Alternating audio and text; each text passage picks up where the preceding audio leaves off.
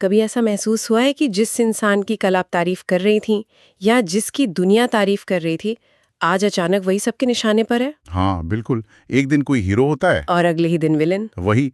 जब तक किसी के सितारे बुलंद हैं, दुनिया सलाम करती है। लेकिन जैसे ही बस एक छोटी सी ठोकर लगती है, सबसे करीबी लोग ही सबसे पहले किनारा कर लेते हैं। और ये सिर्फ एक एहसास नहीं है, ये इंसानी फितरत का एक बहुत ही गहरा और अक्सर अनदेखा किया जाने वाला पहलू है। हाँ, इसी सच्चाई को रॉबर्ट ग्रीन अपनी किताब the laws of human nature में चंचलता का कानून यानी द लॉ ऑफ फिकलनेस कहते हैं। बिल्कुल। और आज हमारी कोशिश इसी कानून की गहराइयों में उतरने की है। हमारा मिशन सिर्फ ये जानना नहीं है कि लोग वफादारी क्यों बदलते हैं, बल्कि ये समझना है कि इस बदलाव के पीछे का मनोविज्ञान क्या है। सही बात है। और सबसे जरूरी, इस जानकारी का इस्तेमाल करके खुद को कैसे इतना मजबूत बनाया जाए कि किसी की वफादारी पर हमारी नींव टिकी ही ना हो। हाँ, क्योंकि अक्सर वफादारी पर भरोसा करना वो रेत पर महल बनाने जैसा होता है।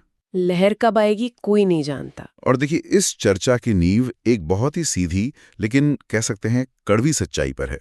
ग्रीन का जो मूल तर्क है ना, वो ये है कि लोग किसी इंसान के प्रति वफादार नहीं होते। अच्छा, वो उस फायदे के प्रति वफादार होते हैं जो उन्हें उस इंसान से मिल रहा होता है। मतलब पैसा, रुतबा, इस तरह की चीजें। हाँ, वो रुतबा हो सकता है, पैसा हो सकता है, या सिर्फ विजेता टीम का हिस्सा होने का एहसास। तो आज हम भावनाओं से परे होकर रिश्तों के पीछे छिपे इस गणित को समझने की कोशिश करेंगे। ठीक है, तो चलिए इसे परत दर परत खोलते हैं। स्रोत बताता है कि ये पूरा खेल 3 साइकोलॉजिकल सच्चाइयों पे टिका है। हाँ बिल्कुल। पहला है शक्ति का चुंबकीय प्रभाव। हम्म, जब कोई पावर में होता है तो लोग सचमुच उसकी तरफ खिंचे चले आते हैं। लेकिन मुझे यहाँ एक बात समझनी है, क्या ये सिर्फ मौके की तलाश है या इसके पीछे कोई और गहरी वजह भी है? ये एक बहुत अच्छा सवाल है। देखिए, ये सिर्फ मौका परस्ती नहीं है। अच्छा, इसके पीछे एक क्या कहते हैं, साइकोलॉजिकल कंफर्ट भी है। मनोवैज्ञानिक आराम। हाँ, एक शक्तिशाली व्यक्ति या समूह के साथ जुड़ने से हमें सुरक्षा का एहसास होता है। हमें लगता है कि हम एक मजबूत नाव पर सवार हैं जो किसी भी तूफान को पार कर लेगी। तो लोग सिर्फ उस व्यक्ति की तरफ नहीं, बल्कि उसकी बनाई हुई उस सुरक्षित दुनिया की तरफ आकर्षित होते हैं। यानी ये वफादारी नहीं बल्कि एक तरह का मनोवैज्ञानिक निवेश है। ये दिलचस्प है।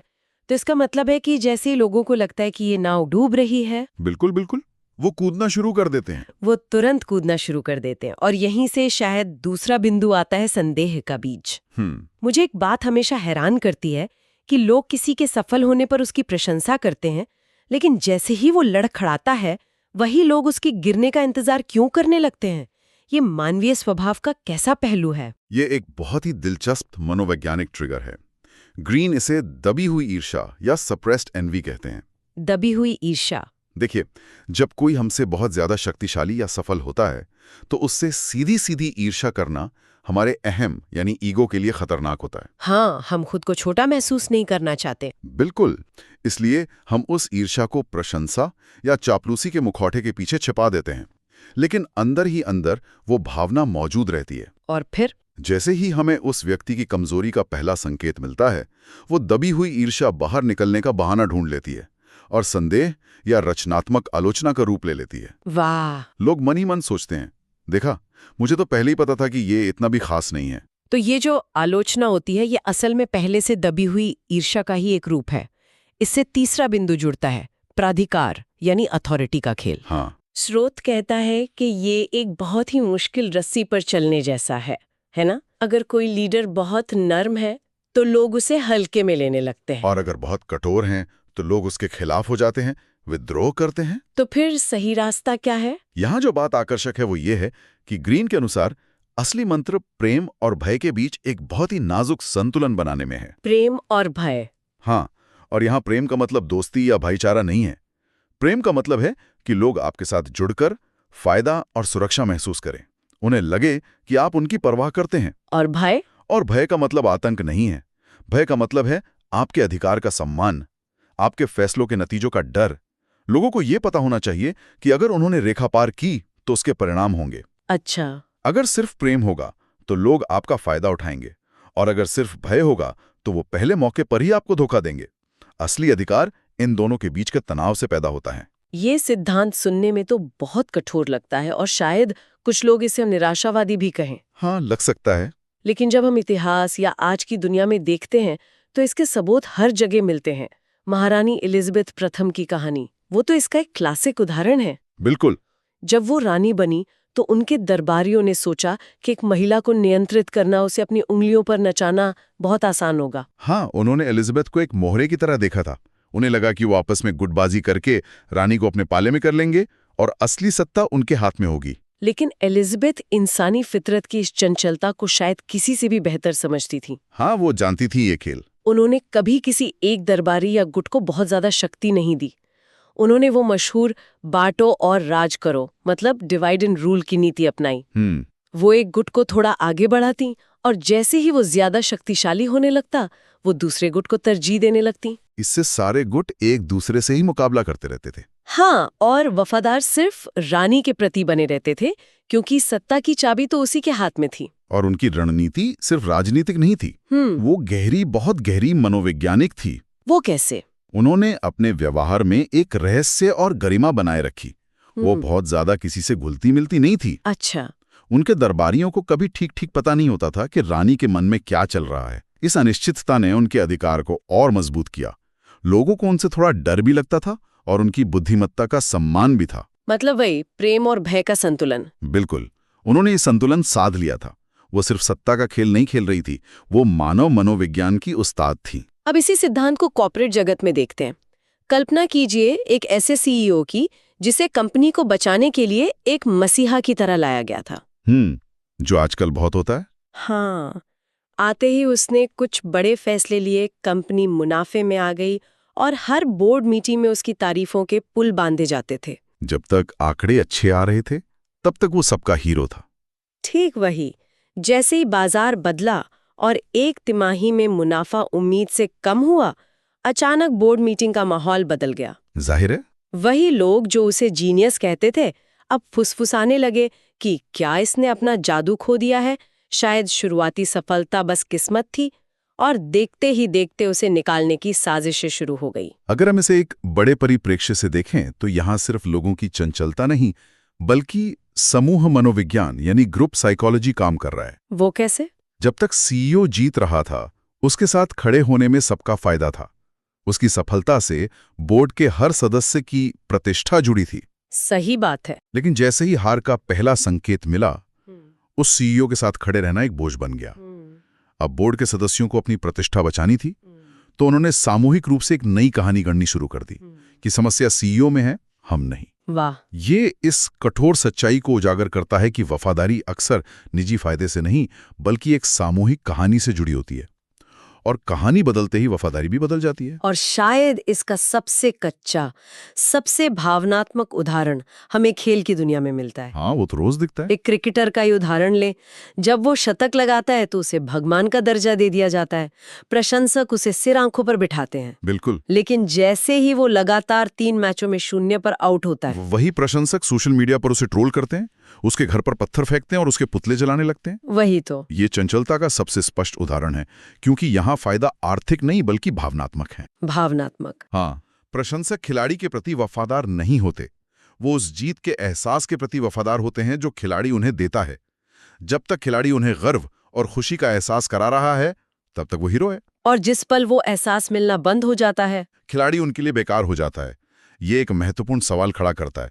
इस सच्चाई को जानने के बाद कोई व्यक्ति पूरी तरह से अविश्वासी या पागल हुए बिना अपने संबंधों को कैसे प्रबंधित कर सकता है? हाँ, ये कहानियां थोड़ी निराशाजनक है। अगर ये इंसानी फितरत है तो हम क्या कर सकते हैं? क्या इसका मतलब है कि किसी पर भरोसा ही ना किया जाए? नहीं, ऐसा नहीं है। स्रोत इस अध्याय से 4 बहुत ही व्यवहारिक सीख देता है।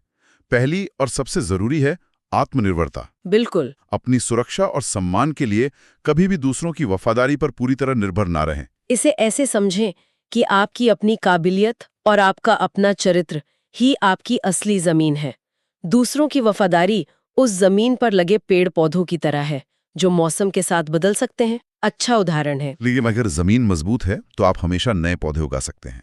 अपनी नींव दूसरों की भावनाओं पर नहीं, अपनी क्षमता पर रखें। दूसरी सीख थोड़ी विवादास्पद लग सकती है, खासकर आज के दौर में। वो है दूरी बनाए रखें। ये जरूरी है।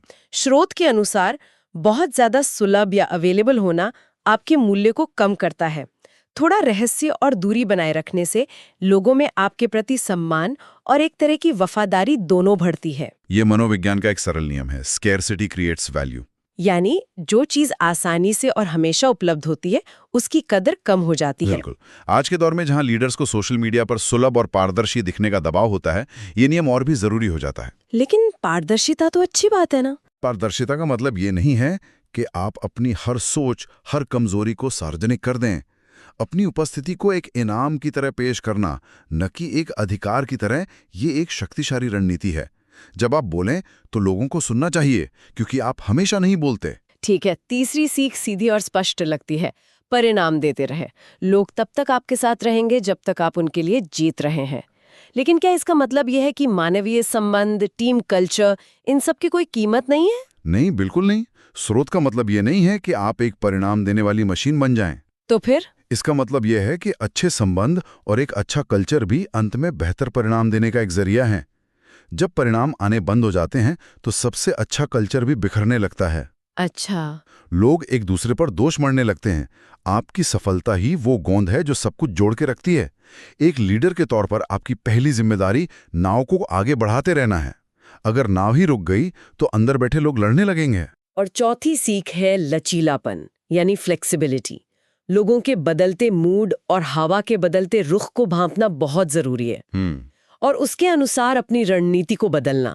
जो कल काम कर रहा था जरूरी नहीं कि आज भी काम करे। इसे एक तरह से सामाजिक रडार को हमेशा ऑन रखने जैसा समझें। सामाजिक रडार। हाँ, आपको ये महसूस करने की क्षमता विकसित करनी होगी कि समूह में ऊर्जा किस तरफ बह रही है। क्या लोग आत्मविश्वास से भरे हैं या उनमें डर बैठ रहा है? क्या वे आपसे प्रेरित महसूस कर रहे हैं या धीरे धीरे दूर जा रहे हैं? इन संकेतों को जल्दी पकड़कर अपनी रणनीति को समायोजित करना ही बुद्धिमानी है। मतलब अपनी कीमत को समझना और उसे बनाए रखना। बिल्कुल, बदलती परिस्थितियों में। अब आते हैं इस अध्याय की सबसे शक्तिशाली नैतिक शिक्षा पर, जो इन सभी सीखों का सार है। स्रोत इसे बहुत खूबसूरती से एक पुरानी कहावत में समेटता है। हाँ। दुनिया उगते सूरज को सलाम करती है। ये एक ऐसी कहावत है जो हम सबने सुनी है, लेकिन रॉबर्ट ग्रीन इसके गहरे रणनीतिक अर्थ को उजागर करते हैं। इसका अर्थ बिल्कुल साफ है। यदि कोई चाहता है कि लोग उसके प्रति वफादार रहें, तो उसे अपनी रोशनी यानी अपनी काबिलियत, अपनी प्रासंगिकता और अपनी शक्ति को कभी बुझने नहीं देना चाहिए। सही बात है। जैसे ही सूरज ढलने लगता है, लोग अगली सुबह और एक नए उगते सूरज का इंतजार करने लगते हैं। इसका मतलब है कि अपनी सुरक्षा की चाबी, अपने विकास का रिमोट कंट्रोल हमेशा अपने हाथ में रखना चाहिए। इस नैतिक शिक्षा पर अगर चिंतन करें तो ये स्वार्थी होने का आह्वान नहीं है, जैसा कि पहली नजर में लग सकता है। हाँ, कई लोगों को लग सकता है। ये असल में आत्मनिर्भर और रणनीतिक रूप से जागरूक होने का आह्वान है। ये समझने की बात है कि असली अधिकार या अथॉरिटी भोली भाली उम्मीदों या दूसरों से की गई मांगों से नहीं आती। तो फिर किससे आती है? ये अपनी क्षमता और निरंतर आत्म सुधार से आती है। आप दूसरों से वफादारी की उम्मीद तभी कर सकते हैं जब आप खुद इतने सक्षम हो कि आपका साथ देना उनके अपने हित में हो। स्रोत में एक बहुत शक्तिशाली समापन विचार दिया गया है। ये ज्ञान किसी को भावनात्मक मूर्ख बनने से बचाता है। हाँ। दुनिया आपको धोखा नहीं दे रही, वो बस अपने स्वभाव का पालन कर रही है। चंचलता इंसान के स्वभाव का हिस्सा है। बिल्कुल। इसका शिकार बनने के बजाय इसे समझना और इसे अपने फायदे के लिए इस्तेमाल करना सीखना होगा। ये जिम्मेदारी लेने जैसा है। दूसरों को उनकी चंचलता के लिए दोष देने के बजाय खुद को इतना मजबूत बनाना कि उनकी चंचलता आप पर असर ही ना कर सके। मतलब उनकी वफादारी आपके लिए एक बोनस हो, आपकी जरूरत नहीं। बिल्कुल सही। स्रोत में एक पर्वत की उपमा का प्रयोग किया गया है। एक ऐसा पर्वत बने जिसकी ऊंचाई देखकर लोग झुके और जिसकी गहराई कोई नाप न सके। हाँ। जब लोग आपके पास आए तो उन्हें यह एहसास होना चाहिए कि आपसे जुड़ना उनका सौभाग्य है, आपका नहीं। एक और बहुत अच्छा उदाहरण दिया गया है शेर का। अच्छा। शेर की वफादारी जंगल के प्रति नहीं होती, अपनी शक्ति के प्रति होती है। जब तक वह शक्तिशाली है, जंगल उसका सम्मान करता है। अपनी सत्ता का केंद्र खुद बनना, ये प्राधिकार शब्दों से नहीं बल्कि आपकी उपस्थिति, आपके काम और आपके शांत आत्मविश्वास से झलकना चाहिए। बिल्कुल। लोगों को आपकी जरूरत महसूस करानी होगी और फिर ये चंचल दुनिया भी आपके कदमों में स्थिर नजर आने लगती है। तो ये थी हमारी आज की गहरी चर्चा रॉबर्ट ग्रीन के चंचलता के कानून पर। एक ऐसा विषय जो शायद सुनने में थोड़ा कठोर लगे, लेकिन आज की दुनिया की सच्चाई को समझने के लिए बेहद जरूरी है। हाँ, जरूरी है। भावुक होकर वफादारी की भीख न मांगे, अपनी काबिलियत को इतना ऊंचा उठाएं कि लोग आपका साथ छोड़ने का जोखिम ही ना उठा सके। और ये समझ कर के मानवीय स्वभाव चंचल है, एक महत्वपूर्ण सवाल उठता है जिस पर हमारे श्रोताओं को सोचना चाहिए। क्या ये कानून तब तक काम करता है जब तक लोग निष्क्रिय रूप से आपको छोड़कर चले जाते हैं, लेकिन तब क्या होता है जब ये चंचलता सीधे तौर पर आक्रामकता में बदल जाती है? मतलब जब लोग दुश्मन बन जाते हैं। वफादारी का मुखौटा उतर जाने के बाद जब वही लोग आपके दुश्मन बन जाते हैं और दुनिया के क्रूर हमलों का सामना करना पड़ता है, तो उसके लिए खुद को कैसे तैयार किया जाए?